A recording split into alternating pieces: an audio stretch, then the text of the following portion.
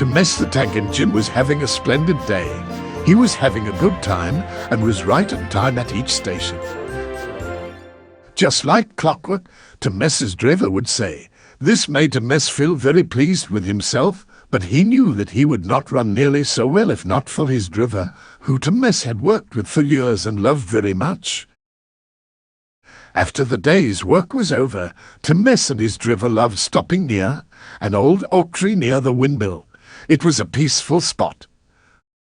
Each evening, as his driver sat on the fence, looking out over the pasture, Temes could see that his driver was getting old. He wasn't as young or spry as he used to be many years ago. Soon, he would have to retire, which made Temes feel very sad. Don't worry, Temes, his driver said. We'll always be good friends, no matter what happens. The next morning, Temes was astonished to find a different driver greeting him in the sheds.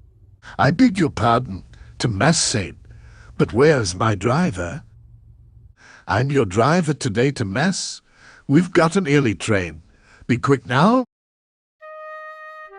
Temes's journey didn't go nearly as smoothly as it had before. The driver didn't have the same fineness with the regulator as Temes's driver had. But Temes was far less worried about the ease of the journey. He was concerned for his driver. Has he retired after all, without saying goodbye? Temes thought to himself sadly.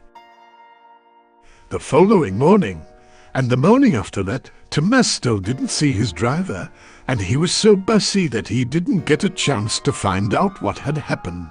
He was beginning to become very frustrated. Finally, one afternoon, the new driver tried to move Temes across the yard to begin shunting, but Temes didn't want to. Show a wheel, Temes. Sir Toughen Hat is counting on us. I'm not moving until you tell me where my driver is, Temes spluttered. The driver looked nervous. Are you certain you wish to know? The driver said. Yes, please tell me, Temes asked, with feeling. Your driver has gotten a virus. Temes's eyes widened. Like Bill and Ben's coughs and sneezels. No, Temes, it's worse. Much, much worse. The driver explained everything. Temes couldn't believe what he was hearing. One word stood out apart from the rest.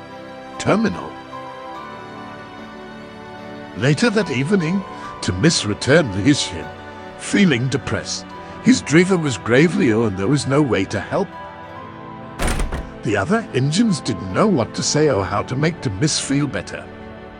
The rest of the week, he was too distracted to attend his work. He shunted the wrong trucks and stopped beyond the platform. Then, while at Knapford Station, his new driver was called into Sir Toughen Hat's office. He and Sir Toughen Hat walked back out and approached Temes slowly. Sir Toughen Hat started. I don't know how to tell you this, Temes, but it is best that you know. He and the new driver traded nervous glances. We received a message that your driver passed away around 8 this morning. Temes's heart deeply sank. Tears formed in his weary eyes. The sun was beating down, but Temes felt ice cold. Then he remembered what his driver had said about being friends no matter what, and amidst his tears had a thought. Sir, Temes said meekly, can I honor my driver in some way, but I don't know what that might be. Sir Toughen Hat smiled. He thought you might ask that.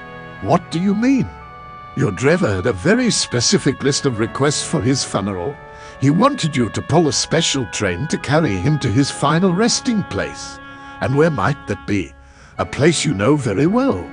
The old oak tree, Temes said, smiling. It was only fitting for Temes's coaches and Ian Clarabel to be used for the special train.